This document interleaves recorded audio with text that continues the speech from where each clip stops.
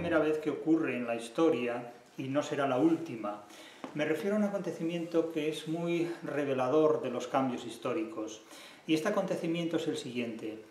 Con frecuencia hay momentos en la historia, hay periodos en la historia en los que la mayor parte de las personas inteligentes no están en las instituciones que forman parte del Estado. Esto ocurre sobre todo a finales del Renacimiento y sobre todo, particularmente, a finales del siglo XVII. Cuando las personas más inteligentes no están al servicio del Estado, ¿a quién sirven? ¿Para quién trabajan y qué hacen? Esta es una pregunta que deberíamos hacernos con más frecuencia de la habitual, porque, insisto, cuando las personas más inteligentes no trabajan para la civilización institucionalmente reconocida en los organismos de las figuras políticas más importantes, que son las figuras del Estado, las figuras estatales, el Estado como configuración política, ¿para quiénes trabajan estas personas? Pues estas personas no se sabe muy bien para quién trabajan, pero sí con frecuencia podemos advertir, podemos afirmar que trabajan en nombre de unas ideas que no están al servicio de las ideas del Estado. Y esto resulta muy peligroso porque es un signo de alerta en virtud del cual se avecinan cambios históricos relativamente violentos. El Estado no solo es una institución que garantiza muchas cosas, el Estado es una institución que ante todo garantiza el control de los cambios, para que estos cambios en la medida de lo posible no sean violentos, no sean revolucionariamente violentos. Pero es que en nuestro tiempo se observa que la mayor parte de las personas que trabajan en instituciones estatales lo hacen de tal forma que lo que dicen y lo que interpretan supone perder de vista la realidad. No podemos hablar para servir al Estado ignorando la realidad que tenemos delante. Hay muchas personas, muchos universitarios, que están especialmente cualificados y se ven obligados a abandonar las instituciones para las cuales han sido educados. Se ven obligados a abandonar esas instituciones sin poder trabajar en ellas, y resulta que esos conocimientos, esos saberes y esas experiencias se sitúan fuera de ellas. Y no me refiero exclusivamente a personas jóvenes, personas que han hecho sus estudios universitarios y que se ven obligados a no poder trabajar en la universidad o en centros de enseñanza, en centros educativos, sino también a personas que precipitan el momento de su jubilación para huir de las instituciones del Estado a las que han servido, para las que han trabajado incluso durante décadas, porque ya no se encuentran cómodas en ellas. Quiero decir con todo esto que la voz oficial nos guía y nos conduce, nos hace andar por caminos que son divergentes respecto a los caminos por los que anda la realidad. Y ustedes se dirán, ¿y a qué viene toda esta homilía? ¿A qué viene todo este rollo? Pues este rollo es mucho más serio de lo que parece, porque este rollo viene a cuento de 4 referencias, de 4 temas que tienen que ver con las 4 partes o los 4 malentendidos de la modernidad que constituyen un manifiesto que Javier Cercas ha expuesto en su discurso de entrada en la Academia Española, en la Real Academia Española. Javier Cercas califica su discurso, titula su discurso de Malentendidos de la modernidad, un manifiesto, y señala 4 malentendidos de la modernidad. Vamos a referirnos al contenido de su discurso, vamos a hacer una interpretación crítica del contenido de su discurso, que ya digo, nada tiene que ver con la persona de Javier Cercas. Aquí hablamos de sus ideas sobre la literatura, no de las ideas de la persona, evidentemente, que nos parece una persona tan respetable como cualquier otra persona, y no es él el objetivo de mi intervención. El objetivo de mi intervención son las ideas objetivadas formalmente en su discurso, al margen completamente de que las haya expuesto él, que es el caso, o de que las haya expuesto otra persona. Aquí no es una cuestión personal lo que vamos a plantear. Aquí vamos a hablar de las ideas de la literatura que él plantea en este texto, en este escrito, y después pues cada persona podrá juzgar lo que estime conveniente. Todos sabemos que los discursos honoríficos de aceptación, de ingreso en una determinada comunidad académica o del tipo que sea, siempre tienen palabras de recuerdo y de nostalgia a las personas que les han precedido en el cargo, que es el caso, en este caso, de Javier Marías, y se dice, Cercas dice, el autor de este discurso, Malentendidos de la modernidad, dice que Javier Marías fue un escritor comprometido. Bien, esto no significa nada, porque escritores comprometidos somos todos. Todos somos escritores comprometidos, en tanto que todos estamos comprometidos con aquello que escribimos. Por lo tanto, esta es una expresión que en realidad, aunque resulte nostálgica del concepto de escritor comprometido, engagé de los años 60, de la década de 1960, en realidad no dice nada. Cervantes es un escritor comprometido, Wenceslao Fernández Flórez es un escritor comprometido, José María Pemán es un escritor comprometido, y cualquier escritor es un escritor comprometido con lo que escribe, desde Adolfo Hitler cuando escribe Mi lucha, hasta el autor de los Cantos de Maldoror, Sor Juana Inés de la Cruz, Teresa de Jesús, Juan de la Cruz, Lope de Vega, es decir, todos somos escritores comprometidos, evidentemente, o sea que esto no distingue en particular a ningunos de otros. Si hiciéramos una historia de los escritores comprometidos frente a los que no lo son, esta última lista, los escritores no comprometidos, estaría totalmente vacía. Quiero decir que cada uno tiene sus compromisos, aunque estos compromisos sean diferentes entre sí. Claro, porque el escritor está comprometido ¿con qué? Pues cada uno con una ideología, con una religión, con una filosofía. Con frecuencia casi nadie está comprometido con la literatura. Suelen comprometer la literatura con ideologías, religiones y filosofías, pero ellos no suelen estar muy comprometidos con la literatura, sí lo están más bien con ideologías a través de las cuales sirven pues a sus diferentes intereses. Pero bien, dejemos esto. Suele ocurrir, insisto, que con frecuencia los escritores se apropian del término comprometido, como si un trabajador de la construcción no estuviera más comprometido que ellos pues con la construcción o con el hecho de tener que sacar adelante una familia, o como si un compositor musical o un intérprete del piano no estuviera comprometido también con todos los elementos que forman parte de ellos. Es decir, que parece que los escritores han hecho del compromiso una virtud propia y exclusiva, cuando comprometidos lo estamos absolutamente todos. Del mismo modo que está comprometido un alergólogo con sus pacientes, un ingeniero con los puentes o los caminos o las aeronaves que construye, y absolutamente todos así. Es decir, que el compromiso no es algo exclusivo del escritor. Pero vamos a entrar en las ideas que plantea Cercas en su discurso, en estos 4 malentendidos de la modernidad. Cito a Cercas, dice: de un tiempo a esta parte, y al menos en el ámbito de la literatura, nos debatimos en 4 malentendidos. Bien, cuando vamos a ver estos malentendidos, en realidad, a mi juicio, no son malentendidos, son simplemente 4 temas. Otra cuestión es que algunas personas interpreten o entiendan estos temas de forma diferente a como los plantea Cercas. Pero claro, la declaración de Cercas parece que plantea implícitamente que los demás entienden mal estos temas porque no los entienden como él los entiende. Claro, no podemos partir de una implicatura de esta naturaleza, porque entonces cualquiera que interprete lo que nosotros decimos de manera diferente a como nosotros la decimos o la exponemos, podemos considerar que la malinterpreta. Entonces, claro, yo no entendería estos 4 temas a los que él se refiere como 4 malentendidos, sino simplemente como 4 temas que él entiende de una manera y otras personas entienden de otra manera. Es decir, no hablaría de malentendidos, sino simplemente de 4 temas de la modernidad, que cada persona puede entender de una forma inevitablemente diferente, por supuesto. Él los considera malentendidos y explica de alguna forma por qué. El primero de estos temas, que él califica de malentendido, sería el que hace referencia al escritor que se refugia en su torre de marfil, el escritor refugiado en su torre de marfil. Y Cercas sostiene la idea de que no es cierta esta idea, que el escritor no es siempre alguien que esté refugiado en su torre de marfil, sino que el escritor baja al barro, lucha en la trinchera, etcétera, etcétera. Bien, pero no hay que confundir a Miguel Hernández con Juan Ramón Jiménez. Son 2 cosas completamente diferentes estas actitudes.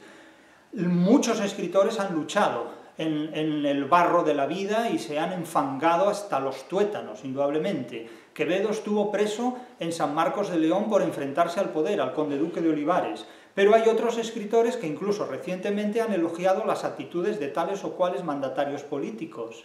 Incluso han menospreciado un soneto de Miguel Hernández considerándolo tristemente rancio. Entonces, claro, si resulta que la literatura siempre es una rebeldía, siempre es un acto de rebeldía contra el poder, da la impresión de que la literatura carece de poderes. No, el que ejecuta un acto de rebeldía contra el poder es alguien que esgrime la literatura como un instrumento, como un ariete contra el poder. Y naturalmente no lo hace desde un conjunto nulo de poderes, o desde un conjunto nulo de facultades o potestades, sino que lo hace desde un poder contra otro poder. Por lo tanto, no invisibilicemos el poder desde el cual la literatura toma como una palanca, un fulcro o punto de apoyo, porque la literatura no se enfrenta a un poder desde la nada, se enfrenta a un poder desde otro poder. Es decir, el literato nunca es un ser inocente. La literatura es incompatible con la inocencia humana, por lo tanto no consideremos que el escritor es un autor adánico que se enfrenta al poder como Prometeo para dar el fuego a los seres humanos hurtándoselo a los dioses, porque no es exactamente así la película. Entonces, claro, dice Cercas: soy incapaz de alegar el nombre de un solo escritor español de primera fila que en los 2 últimos siglos fuera por completo indiferente al destino de su país. No lo fue, desde luego, ninguno de los grandes iconos de la vanguardia literaria occidental. Bueno, yo no voy a discutir esta incapacidad, soy incapaz de alegar el nombre, no voy a discutir esta incapacidad, pero simplemente voy a poner el nombre de 2 premios Nobel de literatura, Juan Ramón Jiménez y Vicente Aleixandre. A partir de aquí piensen ustedes lo que quieran. Incluso podría añadir Pedro Salinas, que no fue premio Nobel, pero podría haberlo sido. Entonces, ninguno de estos autores centrales de la modernidad, casi ningún autor del que yo tenga noticias, se inhibió de la realidad que lo rodeaba. No, Juan Ramón Jiménez huyó de España, huyendo de la guerra civil terrible, con un pasaporte diplomático expedido por el propio Azaña. Bien, no digo más. Claro, añade Cercas, no es que el escritor o el artista o el científico, aquí hay muchas cosas juntas, no es lo mismo el escritor que el artista que el científico, pero bueno, se desentienda de su tiempo y sus semejantes, es que asume que lo mejor que puede hacer para serles de utilidad es centrarse en su trabajo y al menos temporalmente aislarse de su tiempo y sus semejantes. Se trata de la paradoja esencial de la creación artística o científica que consiste en encerrarse para abrirse. Bien, yo a esto lo llamo nadar y guardar la ropa, ustedes llámenlo como quieran. Pueden llamarlo la paradoja esencial de la creación artística, es decir, yo me aíslo temporalmente, ¿no? Como el estilita que vive como ermitaño sobre la plataforma de una columna, o como el peregrino que decide peregrinar años y leguas, etcétera, etcétera. Pueden aislarse, dichoso aquel que pueda hacerlo, dichoso aquel que pueda vivir en el aislamiento. Pueden aislarse del trabajo, pueden aislarse de sus semejantes hasta prescindir de ellos, pues cada uno tendrá una respuesta para esta pregunta. Pero considerar que nadar y guardar la ropa tiene como nombre elevado la paradoja esencial de la creación artística, me parece muy bien. Bien, me parece muy bien. Yo a esto lo llamo llanamente nadar y guardar la ropa. Ustedes llámenlo como les parezca oportuno hacerlo. Segundo malentendido, que para mí es un tema más, no un malentendido, sino un tema, consiste en creer que el protagonista de la literatura es el autor. Bien, puede ser un malentendido. Para Roland Barthes, el protagonista de la literatura no es el autor porque el autor ha muerto. Para Michel Foucault, un año después, el protagonista de la literatura no es el autor porque el autor es una función social. O sea, para uno estaba muerto, para el otro es una función social. Ahora, ni Roland Barthes ni Foucault dejaron jamás de firmar con su nombre y apellidos cada libro que escribieron. Y no conozco actualmente, en el siglo XXI, ni tampoco en el siglo XX, ningún novelista, ningún poeta que no haya firmado ninguna de sus obras y que no haya firmado un contrato con la editorial que se las publica. Entonces, claro, creer que el protagonista de la literatura es el autor puede ser un malentendido, sobre todo para los que no conocen el estructuralismo de Roland Barthes. Pero al margen de eso, advierte Cercas, esto es falso. El protagonista de la literatura es el lector, que es quien termina los libros.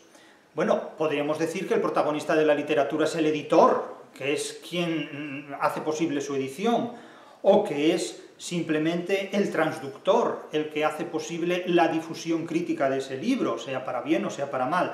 Claro, decir, podemos decir que el protagonista de la literatura es el canal o el medio, el contexto, según sigamos, ¿verdad?, las funciones del lenguaje de Jacobson, que ya hizo públicas Aristóteles en la retórica en el siglo IV antes de nuestra era, pero que bueno, los ingleses descubrieron con Jacobson, y como no sabían quién era Aristóteles, pues aplaudieron a Jacobson como si Jacobson hubiera dicho algo original cuando ya Aristóteles lo había dicho 25 siglos antes aproximadamente. Entonces, claro, podemos considerar que el protagonista de la literatura pues son, no sé, el aire que respiramos también, ¿no? Porque sin el aire que respiramos no podríamos escribir literatura. Podemos considerar que el protagonista de la literatura es cualquiera de las figuras que forman parte de la literatura en cualquier momento de su itinerario. Bien, pero esto en sí mismo no significa nada, porque como no expliquemos lo que queremos decir, no salimos de ningún malentendido.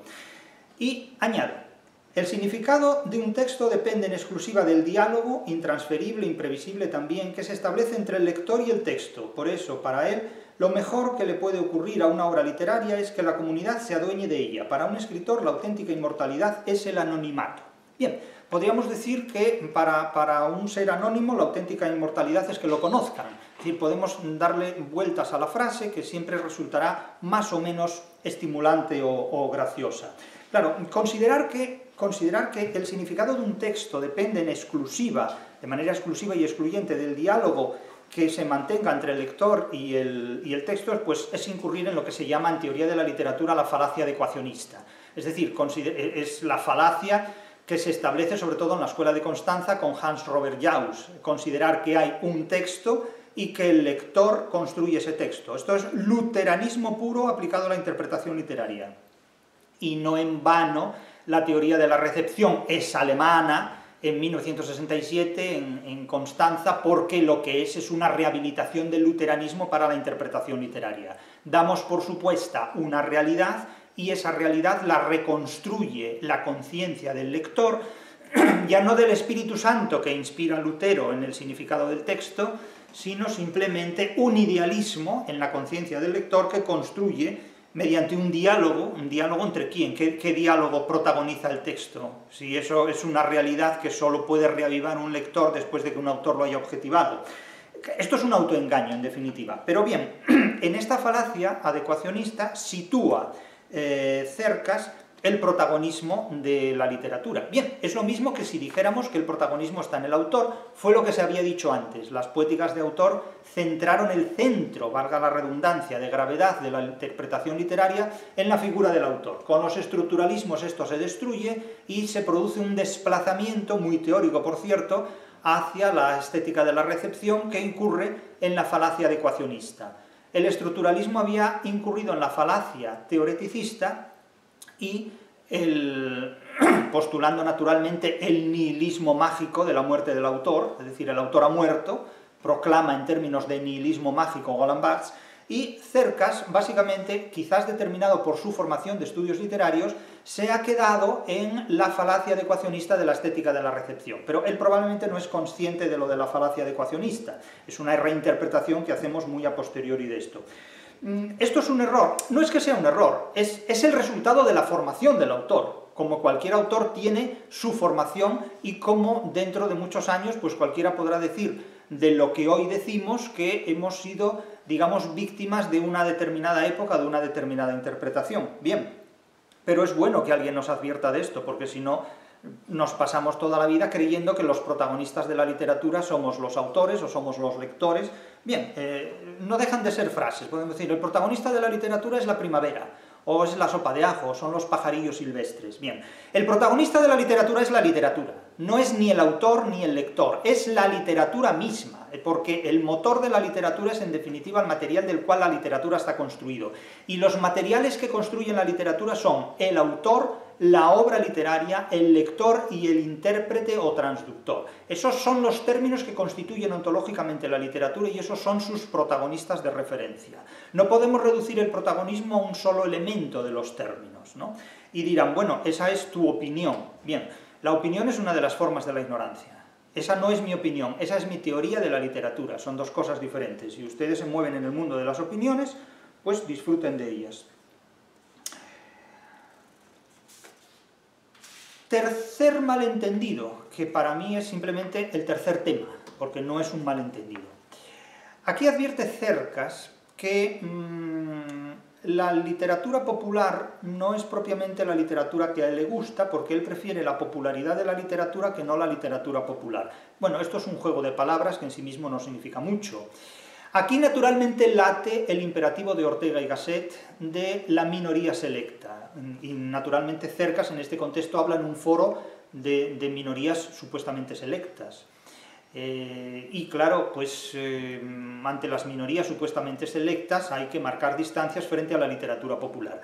Si luego en otro momento hablamos ante un público más popular, pues entonces marcamos distancias frente a las élites y subrayamos pues la importancia que tiene la literatura popular. Todo eso ya lo da el contexto, es decir, que el sentido de un texto lo da el contexto, y por tanto la retórica de un texto la da también el contexto. Dice Cercas que él no está exactamente a favor de la literatura popular, lo cual quiere decir que puede estar inexactamente a favor de la literatura popular, naturalmente.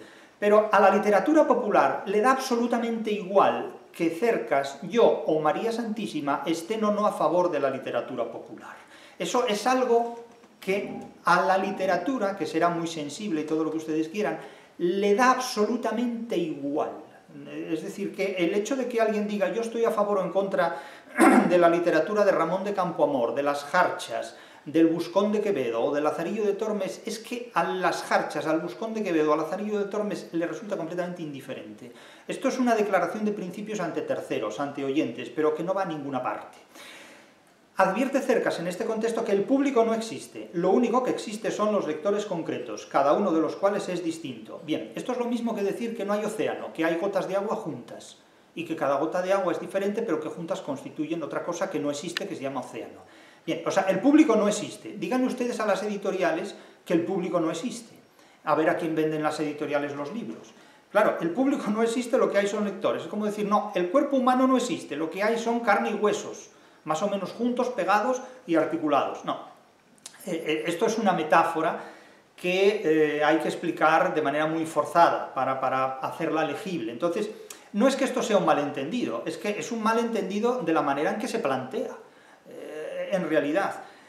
Y advierte, un escritor de verdad solo escribe lo que lleva en las entrañas, lo que en cierto sentido no tiene más remedio que escribir. Bueno, lo que llevamos en las entrañas son una especie de tripas, de estómago, de vísceras, etcétera, etcétera. Claro, hay que ir más allá de la literalidad de las metáforas. Claro, aquí las entrañas no se refiere a lo literalmente entrañable, ¿no? que es desde un feto en el organismo de un ser vivo embarazado hasta, bueno, pues insisto, las tripas o las vísceras.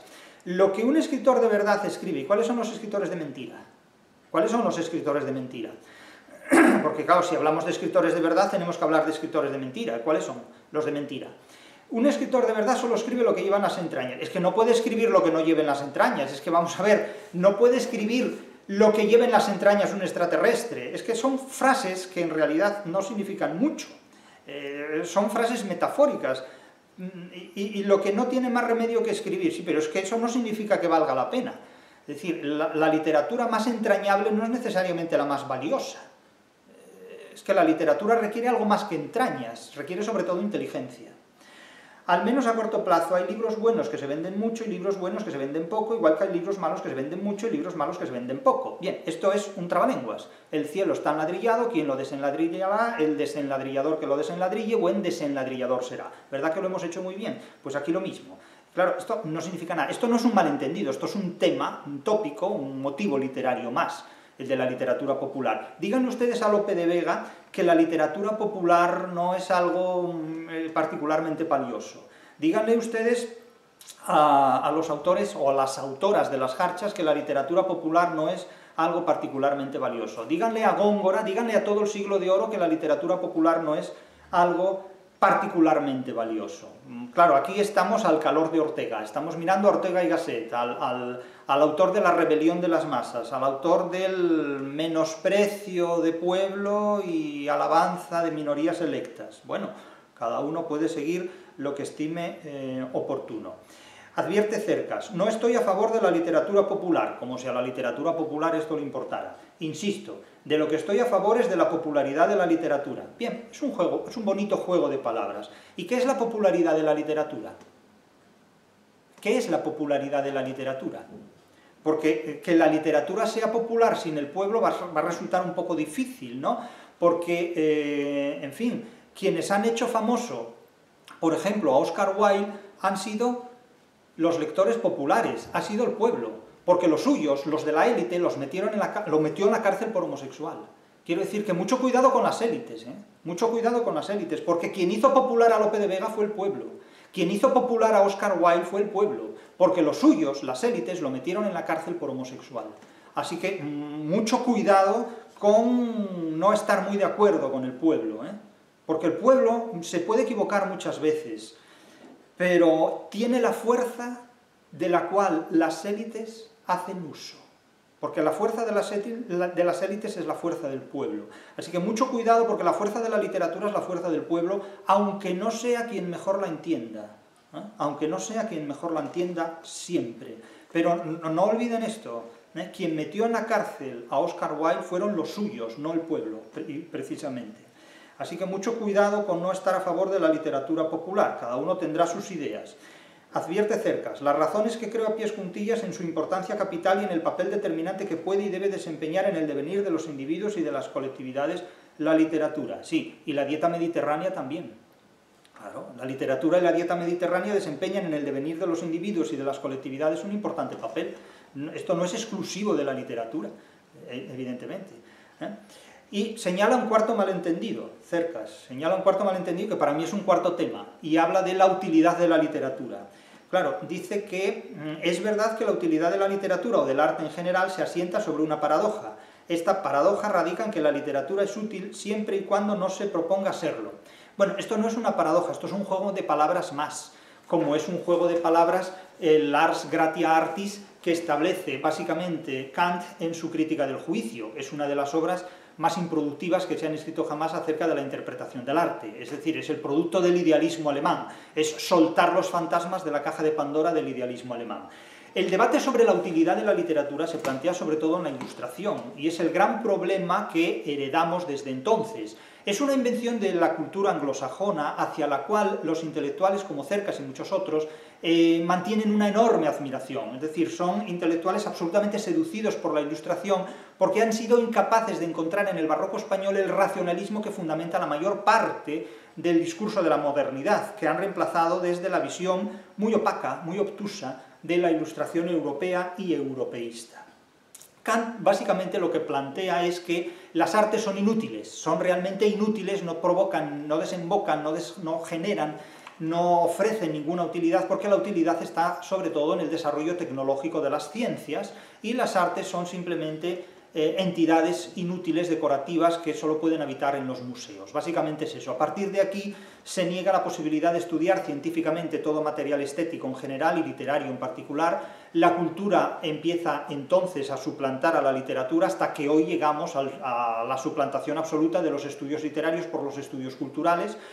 Se engendra entonces el concepto de cultura en el sentido moderno, en tanto que la cultura es la invención de los pueblos que carecen de literatura, y se considera que la literatura empieza a ser útil exclusivamente cuando se pone al servicio de una ideología, de una religión o de una filosofía, para hacer que esa religión, esa ideología o esa filosofía brillen con una luz que es propia de la literatura. Entonces, a partir de aquí, pues comienza a potenciarse la lectura de Calderón como un católico, al servicio de la religión católica, la lectura de determinadas obras literarias como propulsoras o combustible de determinadas ideologías, y surge el realismo social, el realismo socialista, o en nuestro tiempo cualesquiera tendencias u orientaciones literarias puestas al servicio de tales o cuales ideologías, desde la ecocrítica hasta la literatura ecológica, como lo quieran llamar. Es decir, se lleva a cabo una prostitución universal de lo que es la literatura, metiéndola en la cama de la última ideología, de la última religión o de la última filosofía de la que hablamos con tal de hacer sofística o dinero.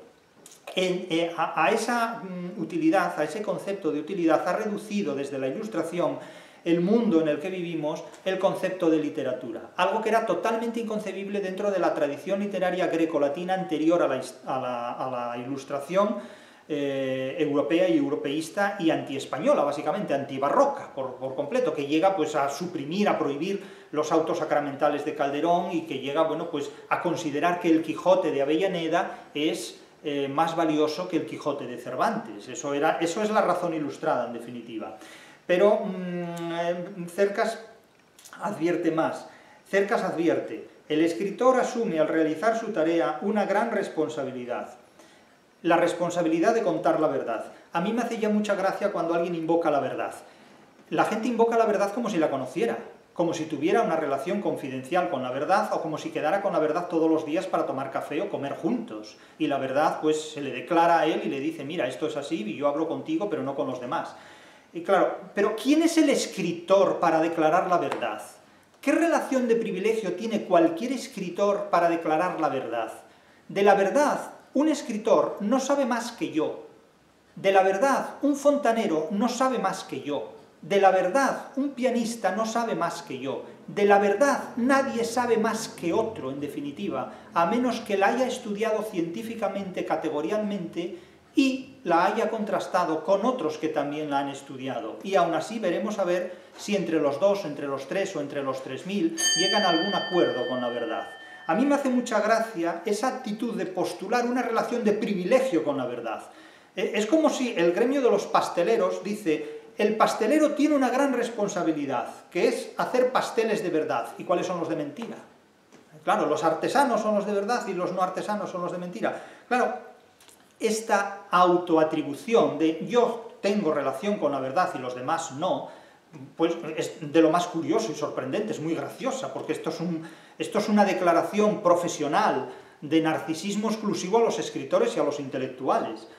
Pero si la verdad te conociera, echaría a correr porque le darías miedo completamente. O sea, cualquier ser humano delante de la verdad es un ácaro tratando de dar saltos.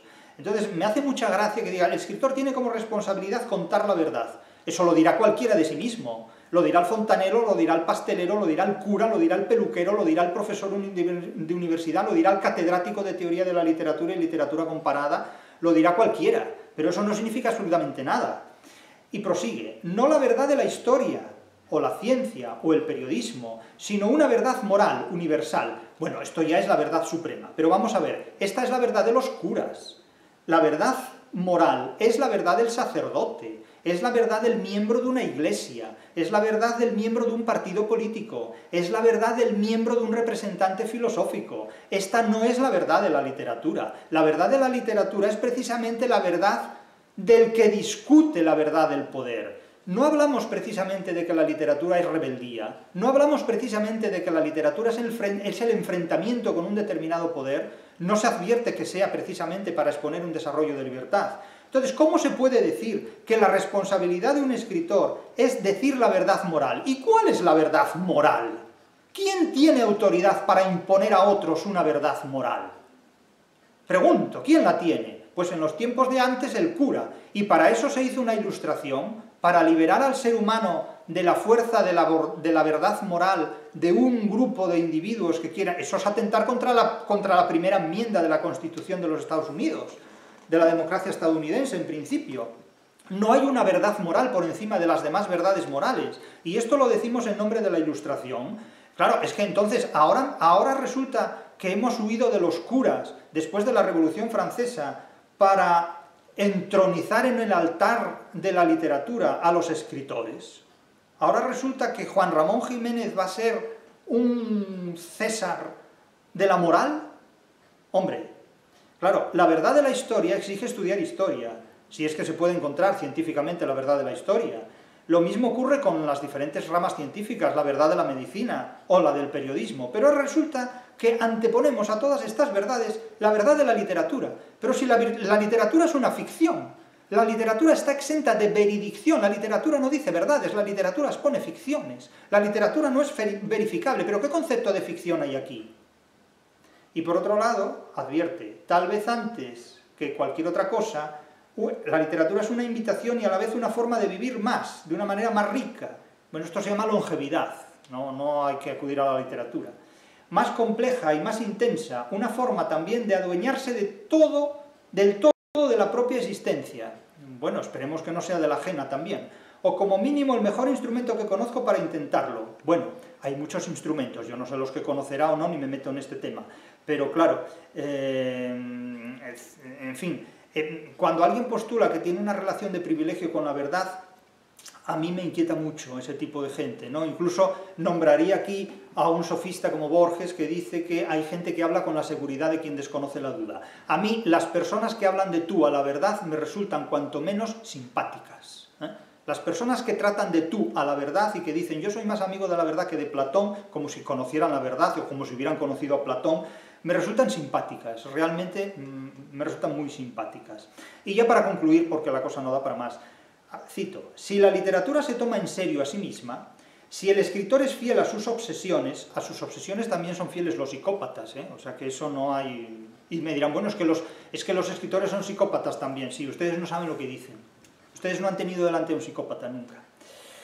Si el escritor es fiel a sus obsesiones y se exige lo máximo y no tiene miedo y se arriesga a llegar hasta el fondo de lo desconocido para encontrar lo nuevo, o sea que además aquí, además de ser la verdad, resulta que son unos valientes, los escritores son unos valientes, sí. Aquí todo el mundo se cree Miguel Hernández, pero para ser Miguel Hernández hay que ser mucho hombre y hay que ser muy valiente, ¿eh? Hay que ser muy valiente para ser un Miguel Hernández. Podríamos recordar aquel verso de nacisteis cuervo y presumís paloma, se le podría decir a muchos escritores. No a Cercas, cuidado, hay que respetar lo respetable, no es el caso de Cercas ni mucho menos. Aquí hablamos de las ideas, no hablamos de la persona, mucho cuidado con confundir una cosa con otra. Como escribió un coetáneo de Flaubert y de Wilde, Baudelaire. Y entonces la literatura no solo puede ser placer y entretenimiento y dicha y exaltación, que es lo primero que debe ser, no, yo no creo que la literatura deba ser lo primero placer, entretenimiento, dicha y exaltación. La literatura lo primero que debe ser es un desafío a la inteligencia humana y un desafío a la opresión de la libertad humana, eso es lo que debe ser la literatura. Y esa es la idea de literatura que con frecuencia los intelectuales no solo no respetan, sino de la que se burlan y manipulan precisamente porque prefieren dinero a libertad, porque prefieren ser los turiferarios y los sufragáneos de un poderoso antes que ser intérpretes de la realidad y creadores de obras literarias, ¿eh? Y dice también que la literatura debe ser consuelo y purificación y conocimiento y autoconocimiento. Esto ya es misticismo, esto es éxtasis. Esto ya lo planteó Teresa de Jesús y Juan de la Cruz mucho antes de que llegara el siglo XXI. Claro, Cercas se pregunta, ¿hay algo más útil que eso? ¿Hay algo más útil que eso? Se pregunta Cercas. Sí, lo hay. Callar. Callar cuando no se tiene nada inteligente que decir.